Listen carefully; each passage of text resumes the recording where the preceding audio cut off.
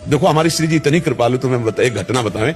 एक पति पत्नी थे, तो उनकी पत्नी का नाम था किशोरी, और वो बहुत अपनी पत्नी पे प्यार करते थे, आसक्त जैसे संसारी पुरुष रहते हैं। अब काल की घटना, उनकी पत्नी मर गई।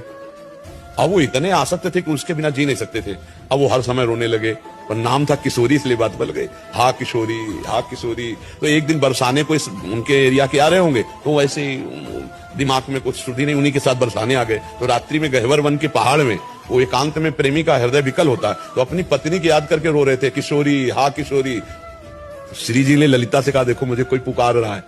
तो ललिता जी ने कहा, आपको नहीं पुकार रहा, उसकी पत्नी का नाम किशोरी है। हमारी श्री जी कितनी करुणामयी। तो उनका आदि नाम माने पहला नाम तो मेरा ही है ना किशोरी, दूसरे कोई बाद में रख ले, किशोरी तो मेरा नाम है ना, जाओ उसको लिवा के लाओ। ललिता जी नजदीक गए, तो ललिता जी का दर्शन मतलब श्री जी का दर्शन समझो। जे भी ललिता जी को देखा, सारे पाप नष्ट हो गए, दिव्य उसके अंदर नेत्र खुल गए प्रेम के। और ललिता जी ने कहा, चल तुझे श्री जी बुला रहे।